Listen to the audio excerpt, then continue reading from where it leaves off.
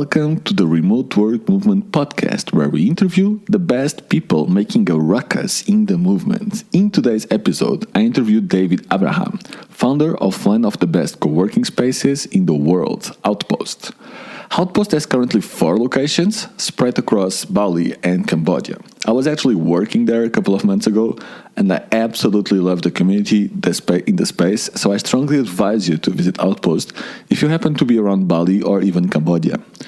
David is a very impressive person, and his experiences in the United Nations, White House, Lehman Brothers, and Clearwater Initiative are just the tip of the iceberg in his very impressive career.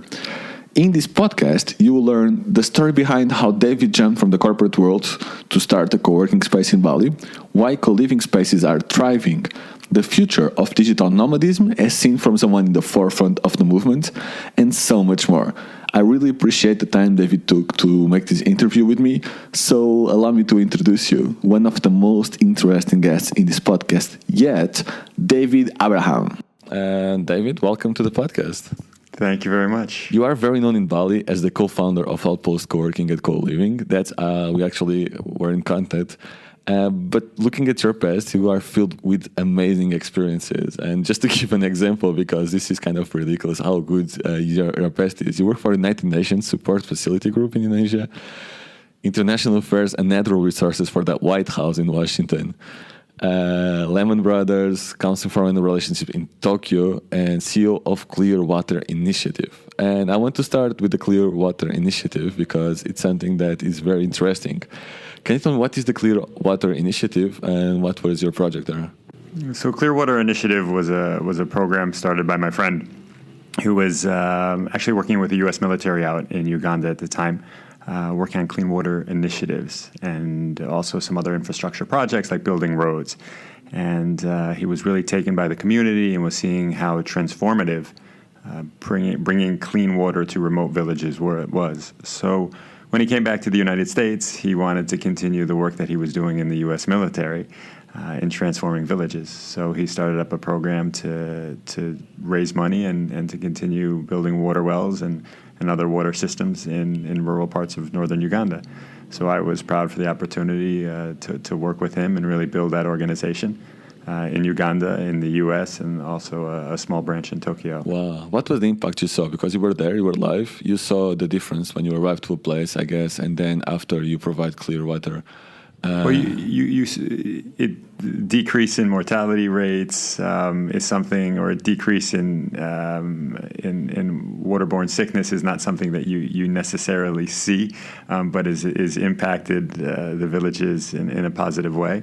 But the challenges really go beyond providing clean water, because if you just build a system but you don't help the community be able to find ways to support it, because these are complex systems. It's like going into the U.S. and building a bridge in a town, but the town itself doesn't take care of it. Just like that, a bridge would fall apart, and the same thing with these water systems. So it's really working with communities to try and transform them. You are basically covering the first basic need of a human being, water. After that is implemented, so they have the first step to become a better community and to at least have better health. What do you think should be the next step? So you take over, you were there, you provided clean water. That's something that helps a lot of community because they don't have to walk hours and hours. The health actually increases a lot, of course. How can we make sure that we empower these communities afterwards to do something and to leave the poverty line? Well, we looked at it. It was really the community's choice. And what we came in was one type of solution. But I think that, there are a number of factors that help communities develop: education, clean water, access to a government that's responsive to their needs. There are a number of things, and far be it from me to say this is the next step. In some cases, I came in with the idea and the concept of clean water. Some places weren't that interested in clean water and had other priorities. So far be it from me to say that this is the first priority. But I think it's really up to the communities to decide how best they want to develop and what's of interest to them. Wow, that's interesting. So a community that didn't have clean water actually refused the help to provide clean water. Well, because we didn't want to come in and say, here's your clean water solution. And if they were unable to come up with ways to support it, we had limited funds. So why would we choose one community over another?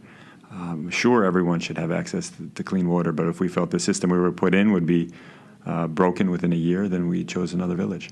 Was it difficult because you were focusing just one thing? Was it tempting to just stay and do more things to help the community? In the community that were interested in it. So you see community that are really struggling, you are able to provide the basics. Was it tempting because you know you could help more for sure to just stay there and help that community instead of seeing the general picture sometimes? I think that what we would be able to teach them are ways to organize and to support initiatives within the village. And we hope that clean water was able to spur more. But when I look back at my time there, I'm most proud of the growth of the staff that I work with, for them to be able to see how to work with communities in ways that were meaningful to them, and then also be able to learn some project management techniques, so that now when I look back and where they are now, I hope they have a much larger impact because of their experience with us. Wonderful. So education and also bringing people to your team and kind of educating them and teaching them skills like project management can have more impact than you doing the work. Right. Well, I feel that way now, managing this co-living, co-working network here, and being able to work with the local staff and even the foreign staff on. I had a great experience the other day with our former host, now bookkeeper. We had a program where we were working on Excel, and we sat down and we were able to work on some functionality with Excel, so she becomes that much faster and more efficient and accurate. And now I can't sit down with most people during a day and teach them how to use Excel, but the timing worked out, and I find those experiences quite rewarding. That's amazing, because I'm actually working first in Canggu and Outpost Canggu and then here, and I can see some differences. But one thing it's common is that the staff feel empowered. Both there and here, some of them were nervous because there's a lot of new functions and people doing new things. They are nervous, but they are really excited about it. And most of them say they were never as happy as now working for Outpost. What are you providing to them besides education that makes that happiness in the working place? Because they do work more. I have a case of one person that goes to the office in the day off because it's where she feels good. Oh, great! Well, it's rewarding to hear that. I think it's a special team that we have. We focus a lot around our values. If you ask the staff, they'll tell you the community values of exploration, of personal and professional growth and connection. They focus on providing value to the members, and they're excited to see them. So when you come in the space, they'll greet you by name. I think that this focus on teamwork is something that they take to heart. It's easier in a country like Indonesia, but they understand that if they're all in it together. My hope is that we see a more productive team, happier members, and less turnover. But it's exciting to hear. It's true. To be honest, I was very surprised because I don't go to my office on my days off. I even take Saturday and Sunday usually. So I was like, you come here on your days off? That's amazing. She said, yeah, I love these people. I love to be around them. And I feel lonely when I'm not here. And I was like, wow, that's powerful. It's great to hear. Going back a little bit, you were working on all these amazing projects. And suddenly, what brought you to Bali, actually? How have you found first Coworking, Coliving, or how this all happened? Sure. Well, the first time I was here was in Indonesia, was 1998. And it was an economic meltdown, if you will. And what really inspired me was the resilience of the people. And I also found that Indonesia itself had a lot of similarities with with where I came from. It seems paradoxical, but I spent a lot of time in Japan and China and elsewhere in Southeast and East Asia. And I felt that certain things were similar. The humor, for example, especially in Java, that there was able to see connections. We had American comedians come through Jakarta, and I've never seen American comedians perform to the same degree in China or Japan. So there was some kind of connections that at least I saw between myself and them, but also a tremendous amount of differences. And Indonesia itself, with its 13,000 islands, has so many nooks and crannies, if you will, and so many places to explore that and it was so large and overlooked, especially in the U.S., being the fourth largest country. I wanted to learn more. And so that's always been the case since then. Fast forward 15 years later, after an internship in Jakarta and some more time being spent here, I was writing a book, and I spent a year and a half traveling the world, and decided, after working from cafes for a while and wondering who all these other people are next to me and why are they stuck in Sao Paulo or Tallinn, Estonia, or Beijing, why don't I be in an idyllic location like Bali? So there I finished writing a book at the time, and decided that Bali would be a good place to set up an opportunity for people who had worked nomadically. I had done that for about 4 years previously, and my partner Brian had done it based in Shanghai and Jakarta for about 15 years. So we came out here with the intention of setting up a space to be productive, and we realized that through our own experience, it's a real lifestyle. So we had opened up our co-living, co-working space in April 2016. While people know us for the co-working space, we have 29 rooms at this particular co-living location in Ubud, and 24 up across the road as well.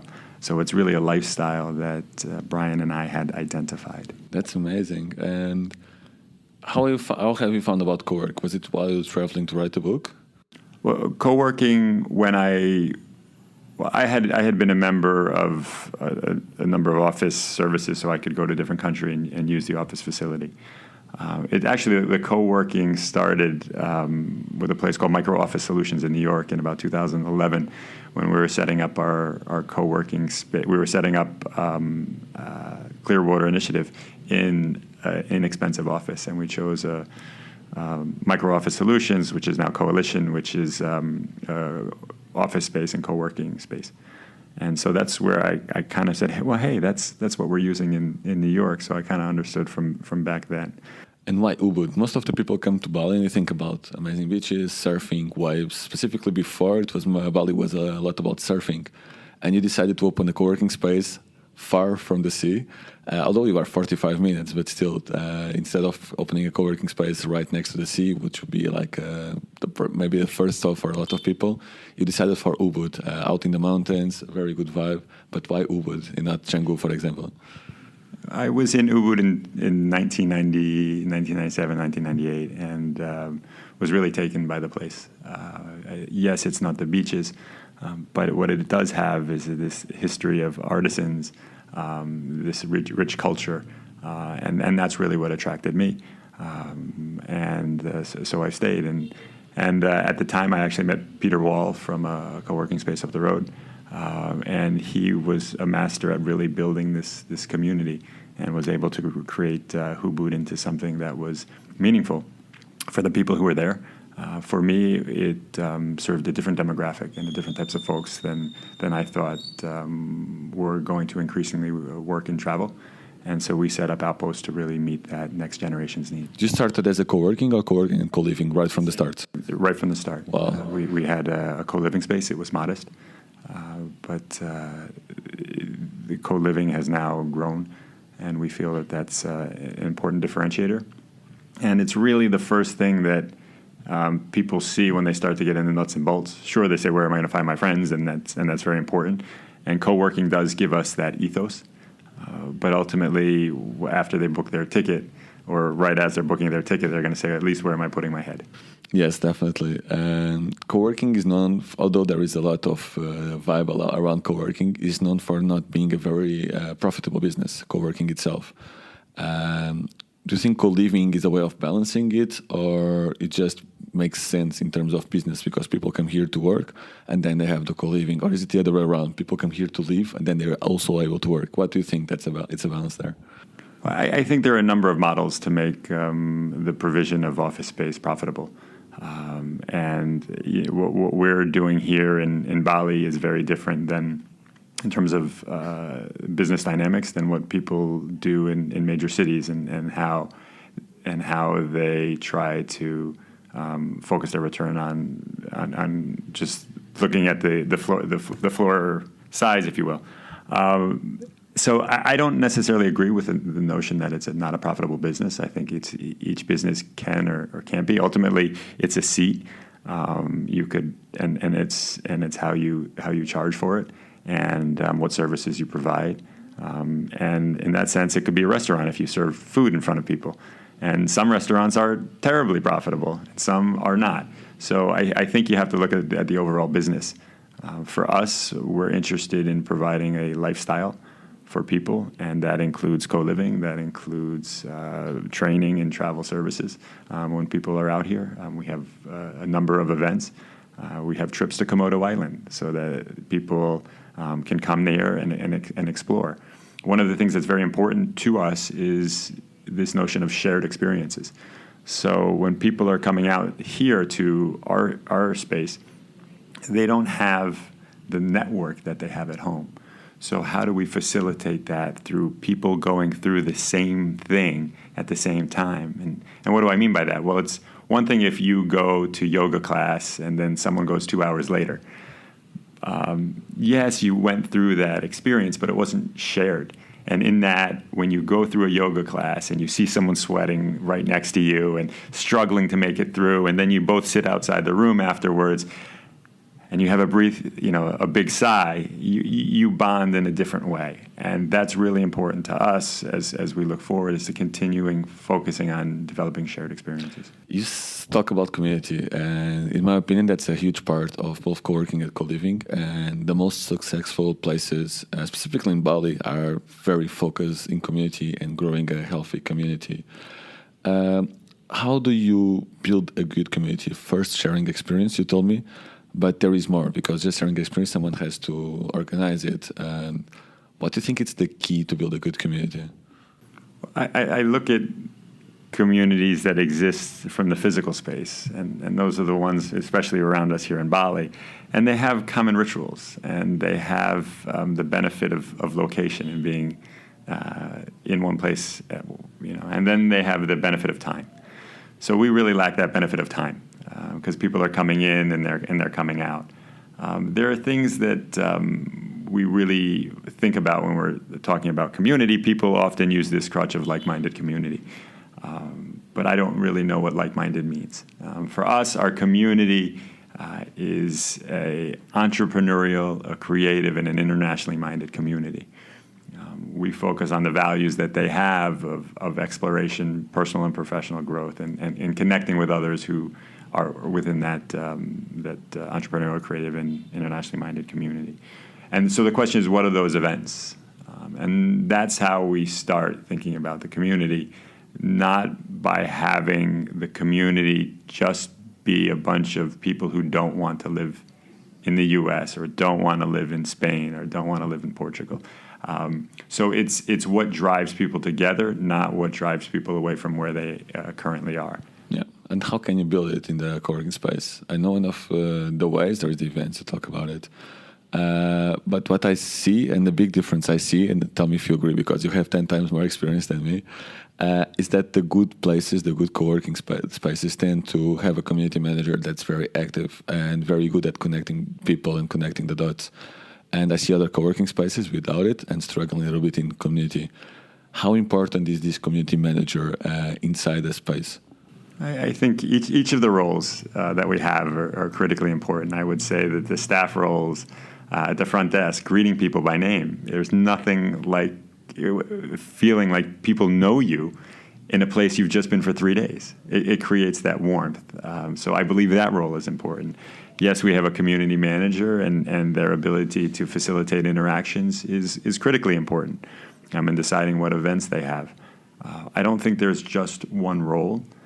I do think the ethos of the company and making people feel that it aligns with their values is increasingly important, where it may not have been in 5 or 10 years ago. So it just goes back to the values and creating those shared experiences, and giving people a sense like they're part of the organization and where it can go. Now, with that said, there's a lot of things that we're continuing to work on, and we always will. But we're proud of our community managers and our team. That's amazing. And what makes a great place to work? I know this is very realistic and it's very hard to answer for sure. But I feel more comfortable working in one place than another. And we are all different. How do you manage all these differences and create a great place to work at you have 3 spaces in every different space? Well, we have that is correct. We have 3 spaces in Bali. What we're focusing on is trying to create or allow different styles of work within our space. So what does that mean in practice?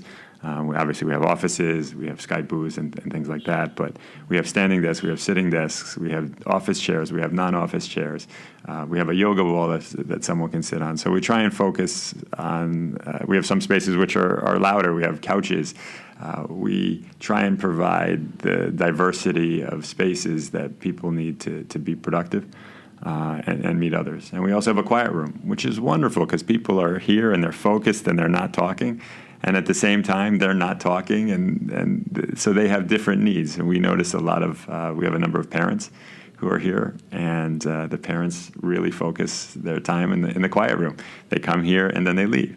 And then we have people who've just arrived and are really want to meet folks. And they're upstairs in the space where you can mingle, if you will.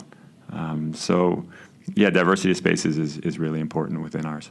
Yes, and you are actually providing in both spaces. Here, I think it's easier because you have more smaller spaces that you can actually work with. Canggu is a little bit different, and you are in Canggu, and the communities are also a little bit different. I think the type of people that go to each space is different. How do you adapt? Because you want to build a brand, you want to create an experience for all these people working at your spaces, but at the same time, you also want to provide something for them. Like you said here, people are quieter. I have a quiet room. How do you make sure that you maintain the identity of your brand and the co-working space so people know and feel that they are at Outpost, they are not anywhere else? They know that they're Outpost. That's huge. How can you maintain and keep a brand while changing spaces with different types of people inside them? And different types of locations. And different types of locations, definitely. I think that's a challenge that hotel companies come up with wherever they are. I think there's signature elements that you really focus on having in this space. Some of the diversity of spaces, the office chairs, and as we have additional locations, there are more things that we're able to do. Our aesthetic, if you will, is industrial jungle. I think what you refer to in Canggu is that in Canggu, if you're in one location, you can see everybody. And if you have 50 people in there, it'll feel like there's a strong buzz. You have 50 people here, but you have in Ubud, where we are at the moment, have 20 upstairs, 15 downstairs, and 10 in the office.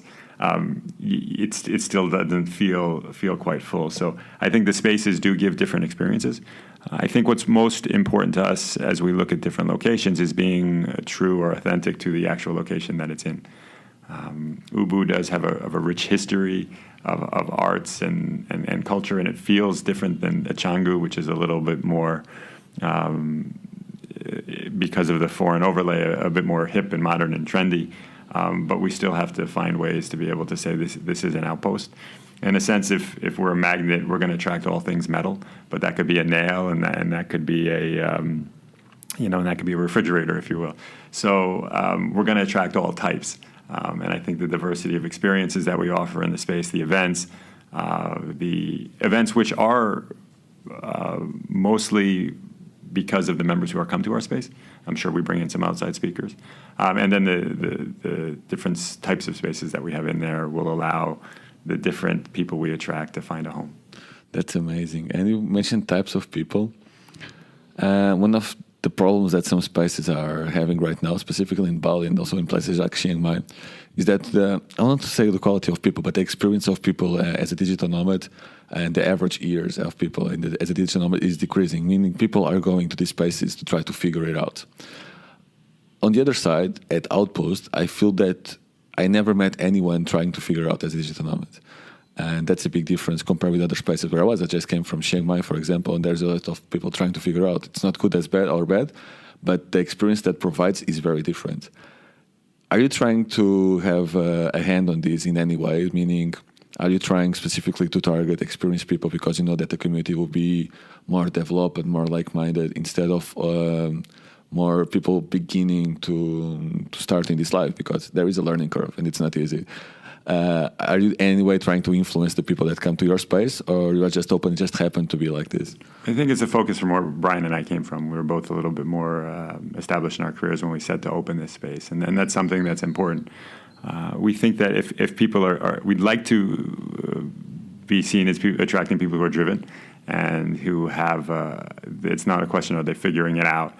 Do they have a concept and they have a direction? And I'd say that our space is full of people with direction. So they may be new. And we've had a woman who joined us 3 months ago. She was based in a hostel. And so she was spending, $6 a night to stay at the space. She took one of our hourly plans, but she wanted to maximize the time she was here. She was driven. She was figuring it out.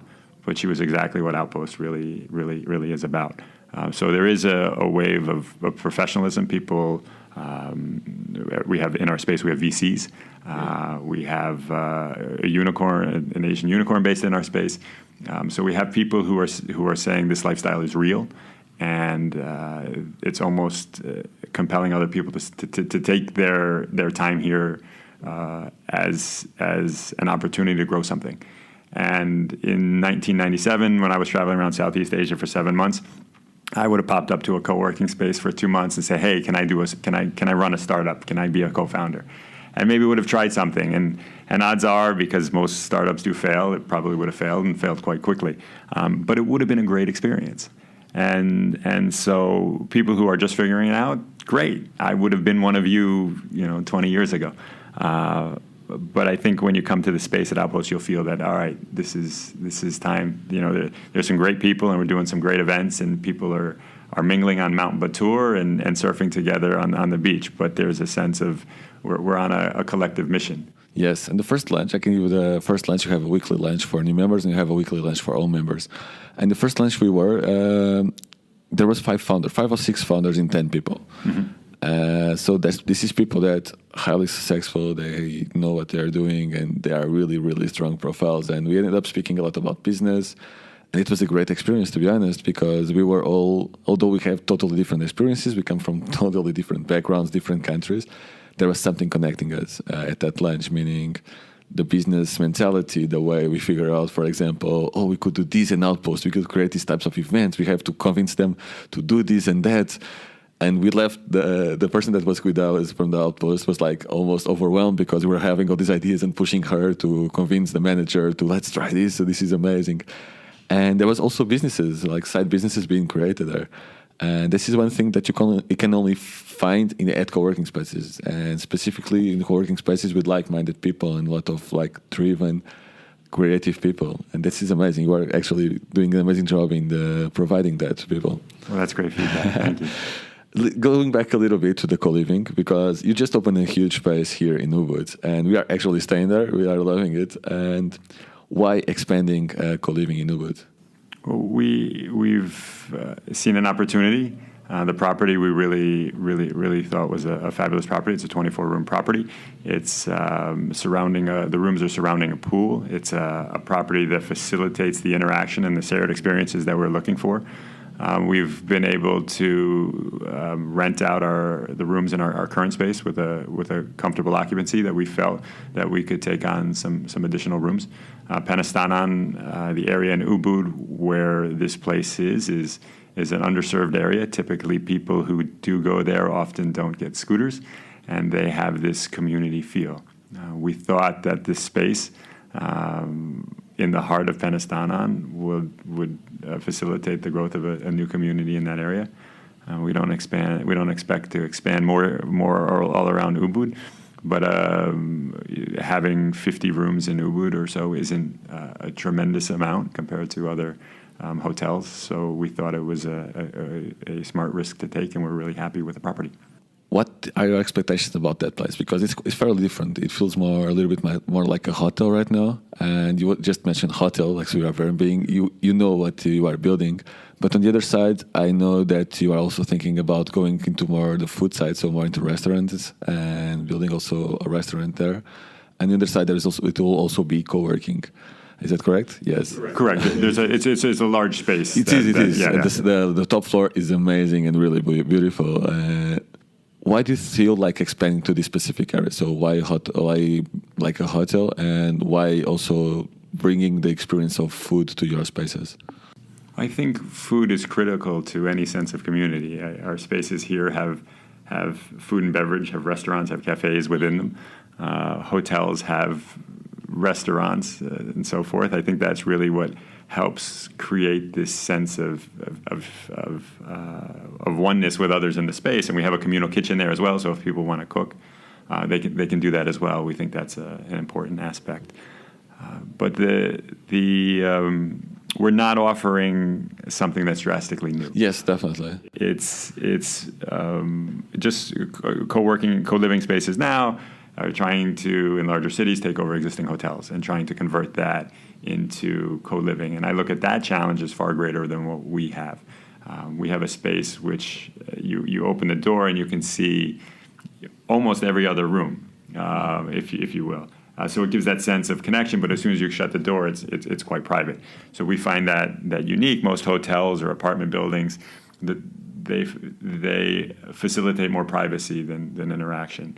And when people are staying us on average from 2 weeks to 8 weeks, that mix of a really public side when you leave your room and a private side, I think, is very important for the types of members who choose our space.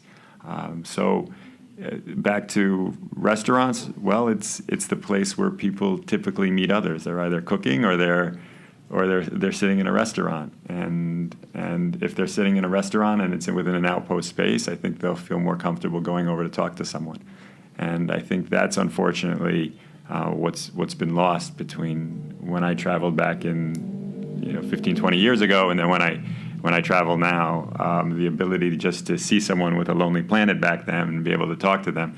And now it's harder to approach someone without it feeling awkward. So when you saw the specific space that you just opened, you were thinking about all that. You were not just thinking about opening a hotel. You were thinking about the experience and the community as well. Yeah, you have to. Whenever you look at a property, it's what's the goal of the space. Our other co-living space has that same central feel where people can see each other. Sometimes you're blessed with that opportunity when you see it and everything looks great. But not every property is equal. The space itself. You mentioned the roof deck and how it's large enough so you can carve out a number of spots. We're looking at how we're going to lay out that space in a way where people have because it's currently quite open, where people have the privacy of being in a restaurant or using the co-working space or using the exercise area, but also enough, and it's still not impacting the amazing views. I mean, be able to see, I don't know if you've seen the ocean yet, you can see that on many days. Amazing. So going a left turn now, you are working a lot with so-called digital nomads. And I like to call it digital nomads because it's just a name that defines what we are doing right now, which is traveling and working at the same time. There's people that don't like the term, but it's just a term. I think it will disappear with time, but right now it's what we call them. What is your opinion about the trend, and how do you see the future? Like in 5 years, will it grow? It's something that you do for 3 years and you stop. What do you think about this digital nomad trend? I look at what's been enabling them. And there are certain trends that seem to be continuing to progress. 2/3 of millennials feel stuck in their work, in their life, and that doesn't bode well for people continuing that lifestyle. Almost half of them millennials are saving money for travel, which is more than home ownership or retirement. So we see a new generation that's really wanting to get out there. They want to make the world a better place. In order to do that, you really have to get out there and see it. So there's that drive. Now the question is, how do they do that? The trends in work have switched from people staying at their desk in their cubicles and working through the company to now 15 years ago, they would go from job to job, and now it's turning into gigs. And that's a trend that we see continuing as people have very unique skills that they can apply and then not apply. And then with ubiquitous Wi-Fi, in 2010, I couldn't speak to my team in Uganda from the U.S. In 2012, we were on video calls. So the ability to reach people in places that you couldn't, to increasingly identify talent and have the tools to be able to connect. We were just at a remote work conference running remote this past week that really discussed how do you lead remote companies. So we see trends that are pushing people to actually not pushing people, but enabling this lifestyle. And then when you have people who want to live this lifestyle, we're quite bullish on people traveling and working for, it could be 2 weeks, it could be 8 weeks, it could be a long period of time. And then we're also really bullish on people who want to travel and meet others who are entrepreneurial, who are creative, who are internationally minded. So we fit that area of travel, hospitality, co-living, co-working, if you will. We think it's a unique area, and so we're quite excited for it. Nice.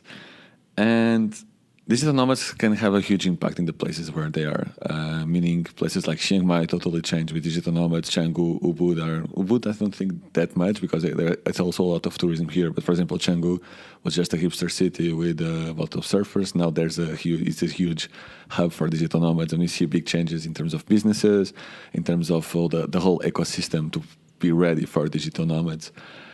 What is the impact that a digital nomad can have in a space, in a city like Canggu or Ubud, and how can we make sure that the impact is positive, so that the net it will be positive for both for the people living there, but also for the community in itself? Well, we really see Outpost's role as being able to provide education and opportunity to the communities that we're in. So that's really where we come in. And I also don't want to overstate the role of digital nomads.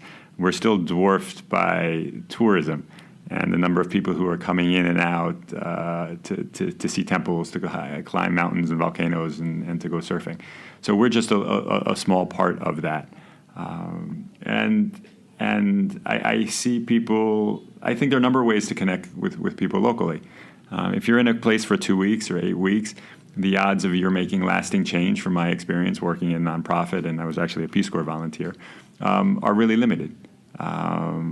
Being able to learn a bit of the language or connecting with people and understanding them so that you can represent those interests when you go back to the U.S. or elsewhere. I think that's an important contribution. Setting up a website for someone and leaving may or may not be. It might be transformative in some cases, or other times it may just fall apart because they didn't know how to balance it. I would say the longer that you're in a place, we used to say in the Peace Corps when I was a volunteer in Lithuania for 2 years working in a government, your second year is far more productive than your first year because you learn the language, you learn the culture, you understood how to make change and make that last. And so I don't want to overstate what someone who can work digitally in a place for a period of time can do. I think if you're going to make lasting change, you could really focus on the groups that are in a certain place that you'd want to assist. And donations are a great way. Why do people have to be the ones who are making the change? Why can't they be the enablers of that change, especially if you're there for a short period of time? But I think what you're seeing in Ubud and Canggu is that services that are coming up, developing to people who want certain things they're accustomed to back in the West, but with an Indonesian flavor. Yes, and yeah, definitely. And on the other side, I see more in Europe, but I see small places, specifically villages like Bansko. I'm not sure if you know Bansko in Bulgaria, and also Sende in Spain. They are specifically places where digital nomads and just a co-working space or a co-living space changed a lot. Specifically saying they had 20 people, and now just co-living, I think they have 30 to 40 people in the peak months. So that has a huge influence in the way that the community is perceived, but also in the impact of economics because they source everything locally. On the other side, how can a small village that is looking at these trends, they want to attract people to go there, how can they prepare for this trend? More and more people traveling, more and more people looking for good internet and to have these unique experiences. How can a village in Spain or Portugal prepare to be the next big thing in a digital nomad world? I think it's going about looking at the unique experience that you can offer. People who are traveling now for periods of time always want a unique experience, something that they can't get elsewhere. So if your town grows peaches, double down on peach cobbler, make something, the history of peaches, make it your own. It's the same thing for getting tourists in. But if you're specifically looking for digital nomads for one reason or another, and if you're looking for serious folks, then you have to think of things that will enable someone's business to grow, and look at not what the digital nomad scene is now or the remote work scene is now, but what it's going to be. And try and think about who are the types of people you want and what are the services that they need. They're all going to want some form of shared experience and uniqueness, but what can you really do beyond that to enable that, to connect to? Some people will specifically want to connect to funders and want to know that there are funders around. Other people want to build out a project. So is there a niche that you can take? Remote work specifically and digital nomadism can be a way of attracting people to your place. But then I've seen some places that people tend to stay there if they really like the place. That happened with Bansko, it happened with Chiang Mai. A lot of people just moved to Chiang Mai. And Chiang Mai is like in the map of tourism, but not so much. And now it's getting really hot. Can remote work change this trend where people were moving from rural areas to the cities to get jobs? Do you think that remote work is powerful enough to make people go back to the rural areas where they left in the last 20 years and rehabilitate these places that are now almost empty? Well, I think if it by itself, I don't think remote work will transform the rural economies across the world. But I do think that there are opportunities for places to rehabilitate themselves, if you will, if they fall into disrepair, or to reinvigorate themselves if the village has something to offer and it's just a place where people aren't going. I think that it offers an opportunity for some. Definitely. And is there any downside? Meaning, do you see any downside in receiving a lot of digital nomads? Specifically here, receive a lot in Canggu, in Chiang Mai. I keep going to the same places because in Asia they are the hottest place for digital nomads. But do you feel that there is any downside for the cities to receive digital nomads, or just positive sides? I think it would be very similar to downsides of tourism. I think tourism, when done right, can really promote the strengths of an area. And when it becomes too much, it really drowns out the town. So I think it's a balance, and then we'll see how that balance shapes out. Again, I think that the number of people who are coming to our spaces in Bali is a small fragment, if you will, of the 7 million people who are coming to Bali a year. So I really don't want to overstate the impact on a large scale, but I do think there's some small scale initiatives that can really transform the place. Do you think that media is making an overstatement about digital nomads? Because sometimes it feels like there are more digital nomads than remote workers, because we speak a lot about digital nomadism. It's very trendy in the media. So we seem like we are a lot. But like you are saying, we are always understating, like we are not that many compared with all the other trends. Is media taking a huge part on making our movement seem bigger than it is? With the same time that we're not, what I mean we're not big is that 1 million people aren't coming to Bali who are digital nomads or remote professionals. But when you look globally, there are really some trends that are happening that are where people have the flexibility to work wherever they want. And so The question is where are they choosing to live? Now, there are a number of people who are remote, who are just in the same town as where many others are. And then there are others who are having the ability to work remotely anywhere in the world. And we're seeing tens of millions in the next 10 years. I think the Economist reported a study that looked at, in the 2030s, 1 billion people would be able to have the flexibility to be considered a remote worker or a digital nomad. So I do see en masse the way of work is changing, but I don't feel that any particular spot is drowning out. Although I've never been to Vansko, and it seems modest, I don't think there's any spot where so many people are coming into an area to drastically transform it that tourism may not have done before it. Yes, definitely. One speaker told in the event that if you want to have a positive impact in the environment, you should work remotely and not be vegan. It was very specific about this comparison because a lot of people become vegan to make a positive impact, and not discarding the vegan side, but you think that remote work can have such a big positive environmental impact in the way we spend resources traveling from one side to the other, to actually make it worth in terms of environment, or just like a small trend and just a catchy phrase? As someone who's spent a bit of time in my previous life looking at resources that go into green technology and how to make things environmentally efficient, and how one change affects CO2 emissions and in other ways it reduces it.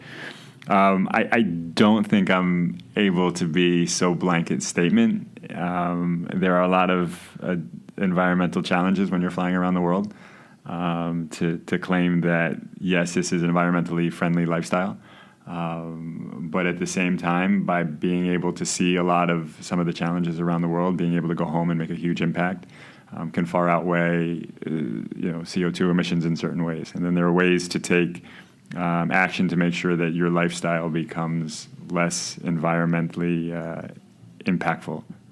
So I just can't make those broad statements, and so it was a good bold statement, but maybe not that. I'm not sure what the statistics are to back that up. Are they talking about CO2 emissions? Are they talking about like localizing impact in terms of garbage? Are they talking about?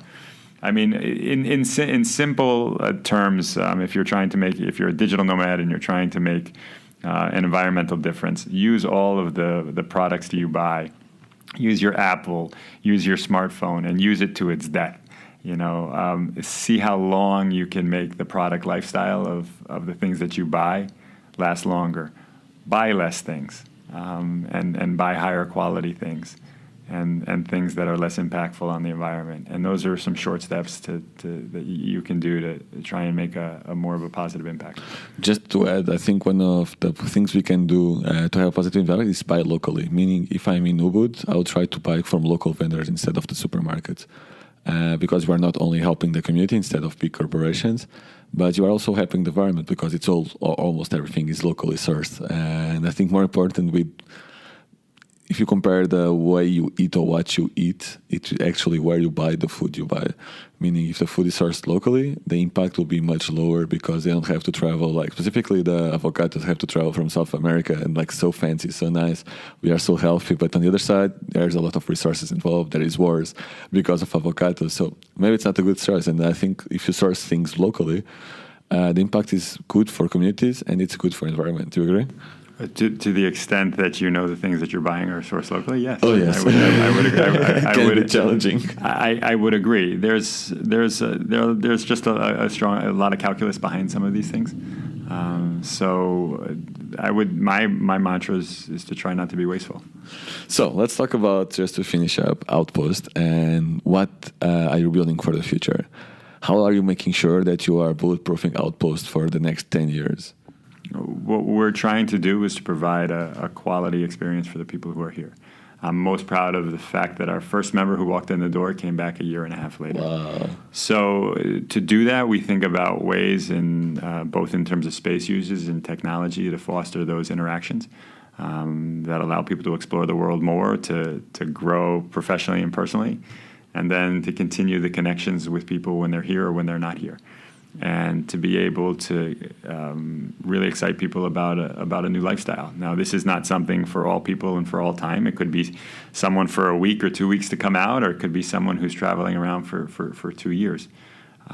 So we look at what are the spaces that would enable that to happen. What are the spaces? Where are they? And how we can grow. And so we are looking around at other spaces to make that happen. And how quickly that will happen, we're excited for the opportunity, but at the same time cognizant of external factors that could limit that. But I think there are we've got 4 locations right now.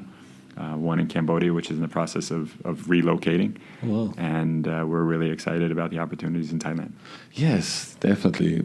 Are you looking in a specific place or just in general? Well, I think it's what would I love? So in the center of town, a very inexpensive property So I think on a property by property basis, we're still getting our feet wet into the real estate business. But with that said, we have a number of experts on our team who, or I should say who are really helpful in increasing my knowledge.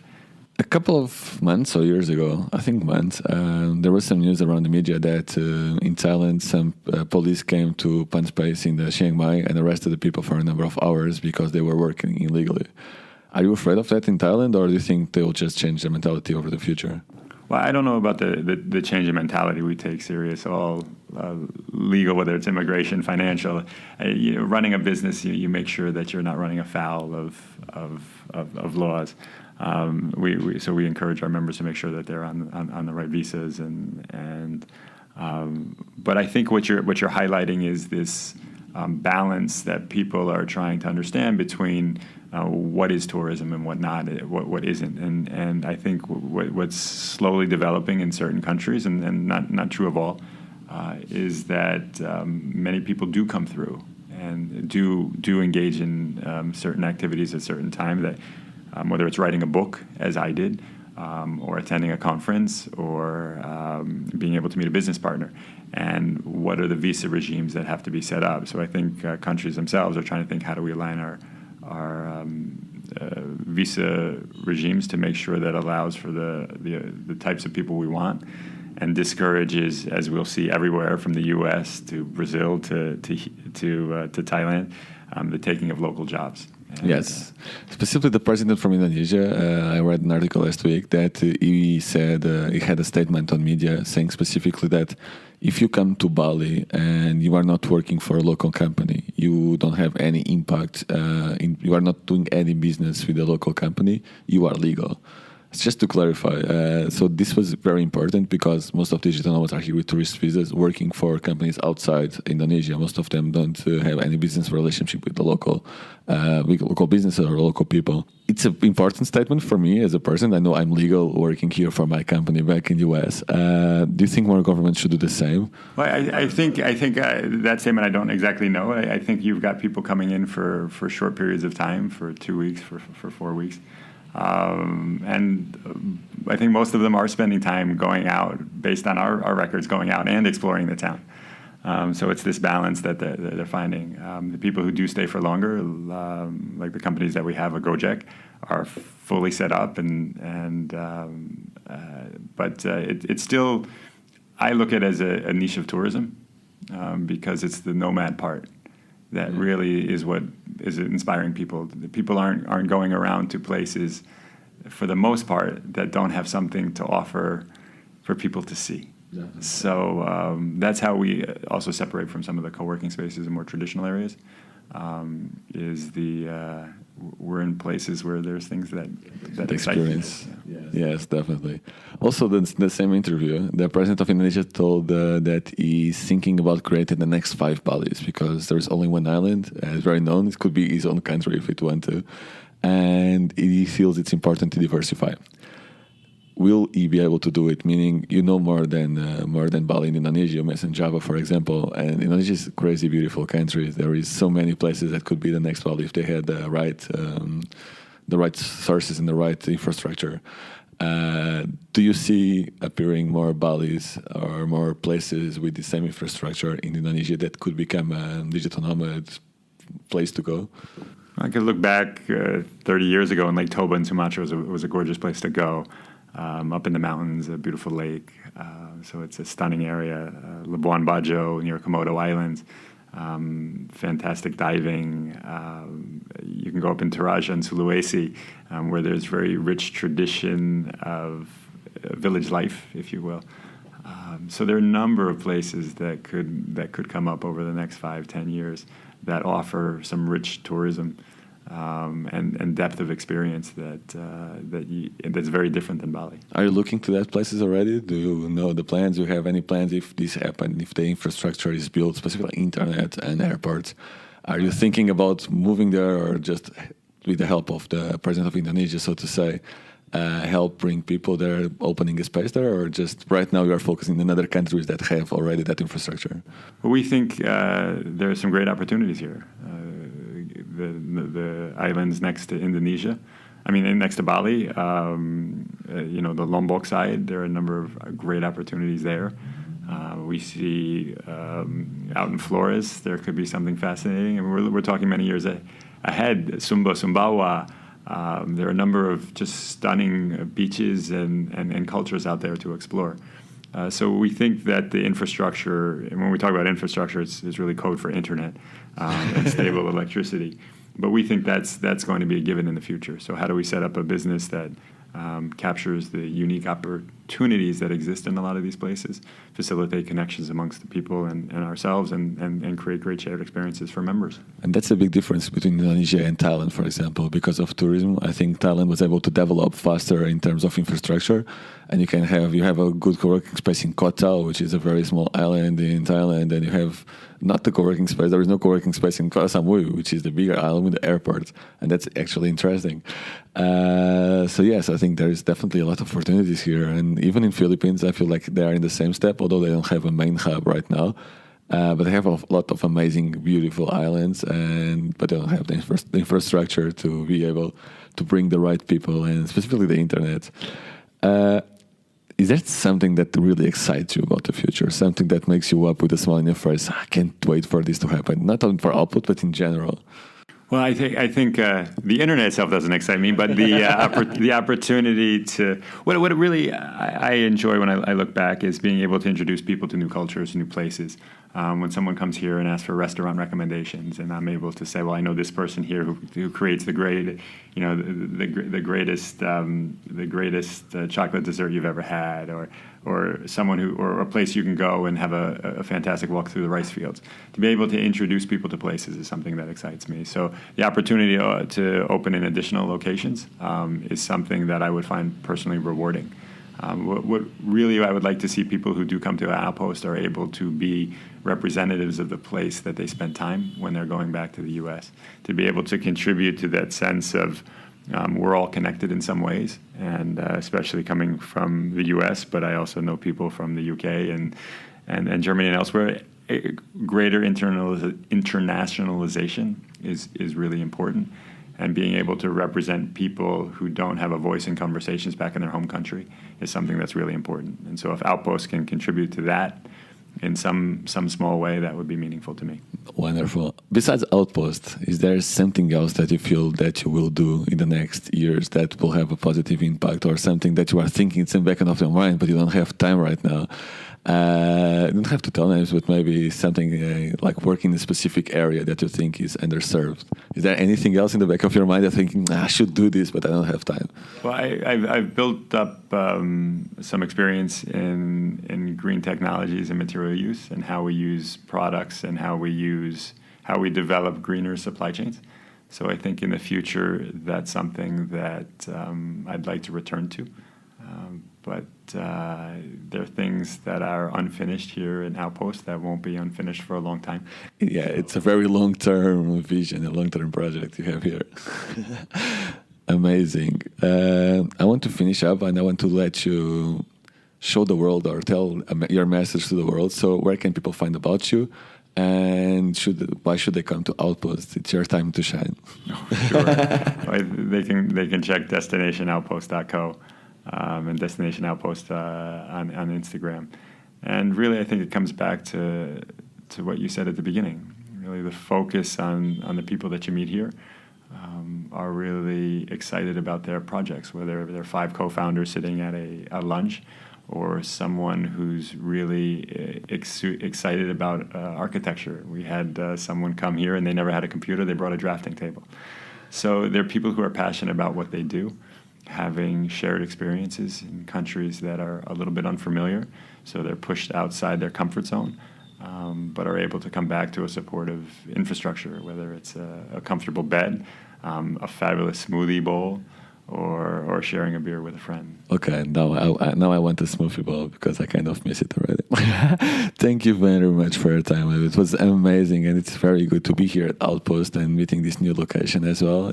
We spent 3 days here, and yes, thank you for all the support and what you are building. I think it's really impactful, not only for the places where you are, but also for the whole community of digital nomads. Thank you. Thank you so much. And that's a wrap. I hope you enjoyed this podcast. David was outstanding and his knowledge is really, really impressive. If you enjoyed this episode, please comment on your favorite social media at Remote Work Movement and tell us what was your favorite part of this podcast. If you are around Bali or Cambodia, make sure you visit Outpost. As I mentioned, I worked from there during my time in Bali and I had a blast. A lot of interesting people, a very nice community, good events, pool, and everything you need to be productive. Looking forward to be back to Bali and live this European winter that's killing me inside. As always, thank you very much for listening and see you in the next episode.